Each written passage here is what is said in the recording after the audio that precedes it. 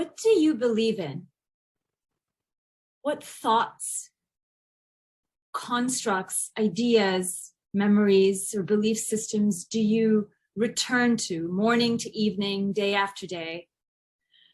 Where does your life force energy every day go in the mental realm, in the realm of your thoughts? And as our thoughts link so closely to our emotions, and as a result, it impacts how we perceive our day, how we perceive our interactions in our life. These are big, big questions, and they're not always very clear to us for some reason. They are important questions because to me, they link to our identity, or rather they link to who we believe we are within ourselves and in the world. So what do you believe in? Do you believe you are worthy of love, of wealth, of opportunities, of money? And if you believe you are, is that what you tell yourself? Are those your thoughts? Are those your emotions? Do your actions in the outer world represent that belief that you are worthy of whatever your idea of success or love or relationships or money are? And I think this is where we trick ourselves a little bit, because very few people admit, and again, this is not about admitting it to anyone else, but very few of us admit to ourselves what our truth is, mostly because we are generally not aware of it. We don't spend a lot of time with ourselves. We have very little interest in getting to know ourselves, getting to know in great intimacy, like you would with a new partner. We have, if you go on a date with someone, you have 10,000 questions because you're trying to get to know them. But do we ask any of those questions on a deeper level to ourselves? And more importantly, do we receive those answers? So when it comes to beliefs, if you believe that you are not worthy of a better life, maybe a job, maybe whatever you're putting out into the world, maybe it's a relationship, maybe it's simply a change in your life circumstance. If you are someone who believes that that is not possible because of your age, maybe your gender, maybe your socioeconomic environment, these are truths to know, because when we keep repeating things to ourselves, that sort of becomes our prayer, our mantra. I'm not worthy. I can't do this. I'm stuck. No one will believe me. No one will listen to me. What is the point? And we say this to ourselves. And to me, this is a great barrier in getting to know ourselves, getting to listen to our deep truths, because it seems like if a deep truth came out, we would say, oh no, I can't do that anyway. So really, there's no space, there's no ability for the wisdom of our soul and our spirit to permeate the walls of our the walls and limitations that we put up, almost the walls of our negativity or judgment. They cannot permeate, so then we don't have access to it. And then we stay stuck. And this is why most spiritual teachings will talk about, releasing, letting go, slowing down, because where they're trying to get you is they're trying to get you in a place within yourself where we open a little bit more to our inner truths and inner wisdoms, and we get to see what constructs we are coming from, what belief systems we are bowing to, we are praying to. Where is our life force energy going? Is your entire life force energy going towards other people are my problems? I am not in a circumstance that I can change. I am weak. I am helpless. I am poor. I am dumb. I will always be this way. Is that your mantra? Is that your prayer? Because if it is, that's where your life force is going. So it is not then surprising that change is not easy for you, because your life force is going into this other place. So where we want it to go, and again, this is not, to me, any type of awakening or change or transformation and realization. Sometimes they happen like lightning and they happen suddenly, and that's awesome. And that absolutely happens. And that has happened sometimes for me as well. For the most part, though, it's not that it's slow, but it's almost like it happens in tiny ways, in tiny places, moment to moment.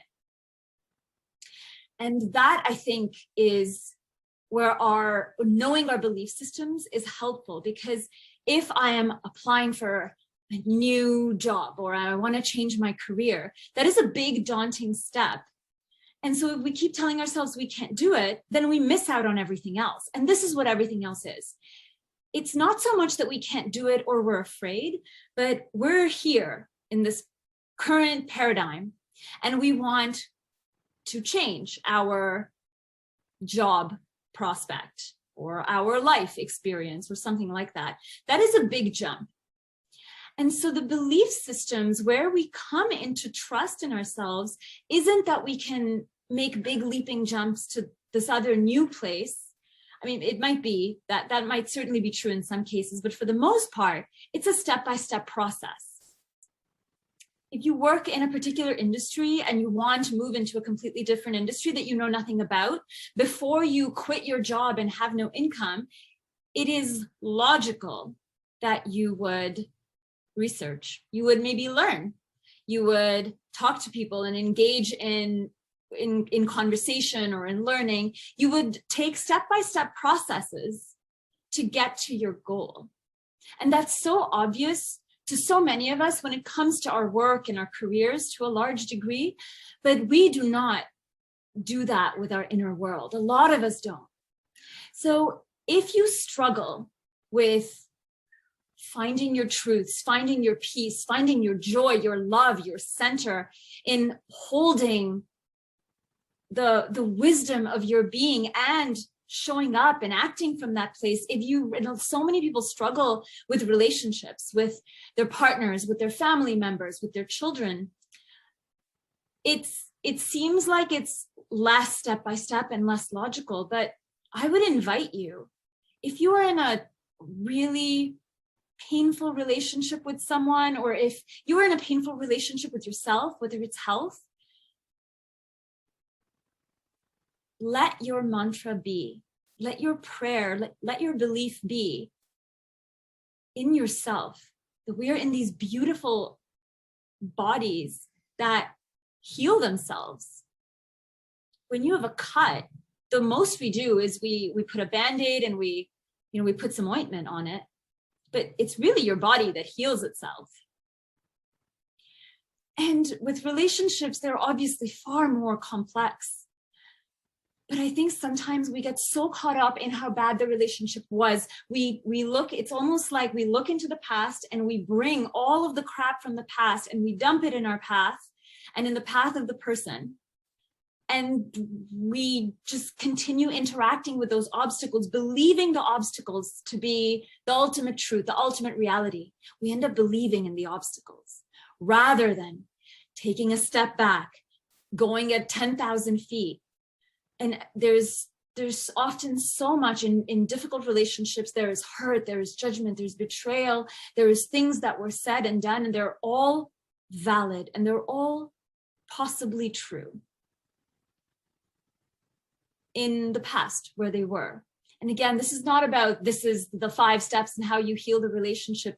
My whole goal with this channel is for us, for every person to know themselves. Maybe the best thing you can do in a really toxic relationship is to leave. Maybe the best thing to do is to stay and learn. Maybe it's impossible for you to leave at this point in time. So where do we learn? How do we learn? What is the voice? What are the voices in your head telling you? And can we start believing in ourselves? Can we start believing in the self that knows?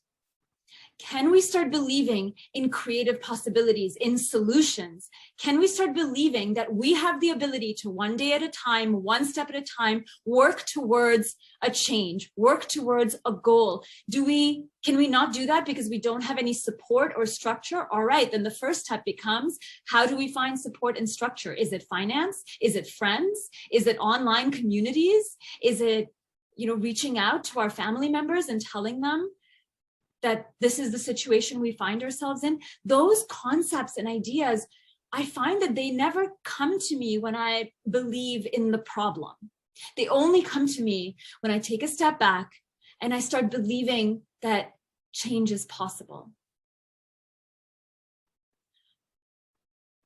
And these are hard things. They're obviously, they're not easy at all. And they're certainly not going to be solved by 10, 15-minute videos. But again, my whole point with this channel, with this series, is for us to sit in intimacy with ourselves in those quiet, stolen moments of the day, in afternoons and summers on the beach and in the sun, in rainy, cold, wet climate, whenever you can. If you have a quiet moment, instead of reaching for your phone to see who texted you for the 900th time in a 1 hour time span,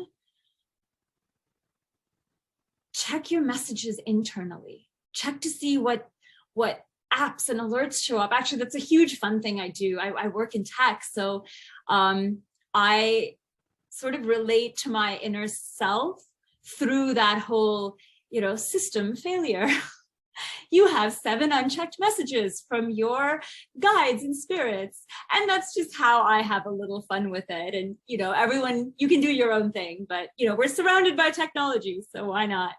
But I choose to have fun with it because for me, it was important to have a good relationship with myself. And by good, I mean easy, accepting, light, yet also with integrity and responsibility for myself and for my actions. And that was my choice to make for me. Other people will have whatever good means for them. But if you think about what the best version of yourself is, likely it's a version that's free, allowed, accepted, non-judgmental, open, active in the world, helping whoever you want to help. And so what are the steps that can get you to that trust and belief? These are huge concepts, but they are built slowly. They are built step by step. And it is actually truly a beautiful process.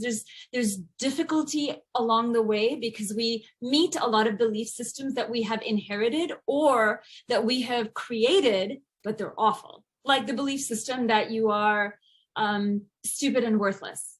If someone told you that, or if life experiences made you believe that, there is a great deal of unpacking and unraveling to do before the new belief systems come in.